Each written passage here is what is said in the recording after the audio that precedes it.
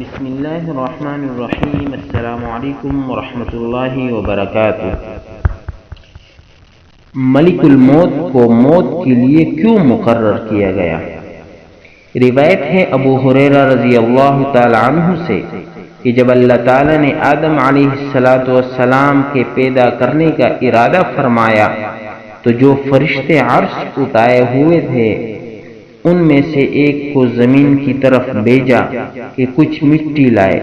جب مٹی لانے کا ارادہ کیا تو زمین نے کہا، تجھ کو قسم ہے اس ذات پاک کی جس نے تجھ کو بھیجا ہے کہ مجھ سے مٹی نہ لے کہ کل کے روز اس کو آگ میں جلنا ہوگا۔ فرشتے نے یہ سن کر مٹی نہ لی۔ جب پروردگار کے پاس گیا تو پروردگار نے پوچھا، تم کو کس نے میرا حکم بجا لانے سے باز رکھا؟ فرشتے نے عرض کیا، خداوند اس زمین نے تیری قسم دی اس لیے میں مٹی نہیں لایا۔ پھر اللہ تعالیٰ نے دوسرا فرشتہ زمین کی طرف بھیجا، اس کو بھی زمین نے اسی طرح قسم دی، یہاں تک کہ اللہ تعالیٰ نے کل فرشتوں کو ایک ایک کر کے بھیجا اور مٹی لانے سے سب عاجز رہے۔ تب اللہ تعالیٰ نے ملک الموت کو بھیجا۔ ملک الموت نے مٹی لینے کا ارادہ کیا تو زمین نے اسی طرح قسم دی۔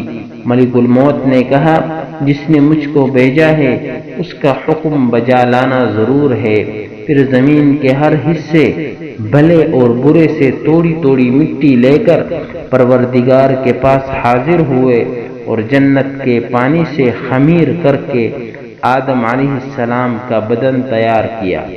زہری نے بھی ایسی ہی روایت کی ہے اور کہا کہ اول فرشتہ اسرافیل تھے اور دوسرے فرشتے میکائیل۔